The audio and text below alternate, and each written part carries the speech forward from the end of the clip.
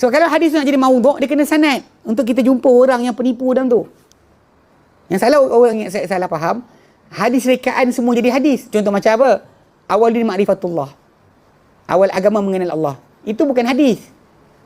Itu bukan hadis. Laisa bi hadis, tak ada hadis pun. Orang Melayu kita tiba-tiba berikan hadis jadi hadis. Macam an-nazafatu minal iman.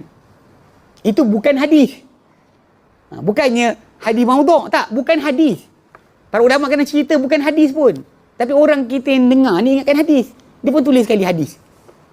Jadi saya ingat dulu Ustaz Asif Sobri pernah cerita. Dia tu time apa, dia belajar dulu, sekolah, pergi camp motivasi.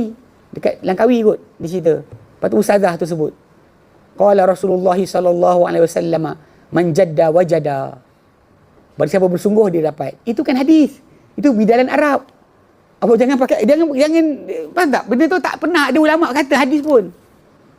Tapi orang ingat hadis. Itu dipanggil bukan hadis. Kalau hadis maudhu', memang ada sanad dalam perawi sanad tadi kan. Kita ada sanad kan. Ada perawi tu adil thabit. Perawi tu dekat sini dia punya apa? Dia telah dituduh menipu atau dia terbukti menipu atau dituduh menipu. Dia buat hadis atau dituduh buat hadis. So automatik muka dia ada je. Itu maksud hadis maudhu'. InsyaAllah depan ni kita belajar lagi. Tapi kadang-kadang banyak orang salah faham dengan hadis maudhu' ni tak ada sanad. Salah. Hadis maudhu' ada sanad. Sebab tu kita tahu hadis tu maudhu'. Sebab apa? Dalam perawi tu ada penipu. Itu dipanggil hadis maudhu'. Kalau tak ada hadis, tak ada sanad langsung, bukan hadis. Laisa bi hadis. Bukan hadis dipanggil.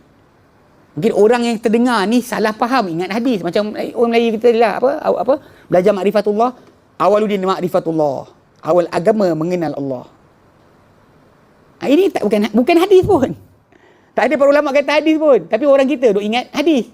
Sanad pun tak ada. Orang hukum macam mana? Bila sanad tak ada, orang hukum macam mana? Tapi ustaz saya kata ada. Mana sanad dia? Soalan, mana sanad dia? Ini konsep yang kena jaga. Jadi dengan sebab itu kita kata dalam Bukhari Muslim dan Tirmidzi, Nasa'i, Ibn Majah, Abu Daud, bukan setakat tu. Bukan sahih, dhaif, hasan dengan mungkar tadi. Maudhu' pun ada. Kecuali An-Nasa'i. Sunan paling bersih, Sunan Nasa'i. Tak ada satu pun hadis maudhu'. Dhaif ada, maudhu' tak ada.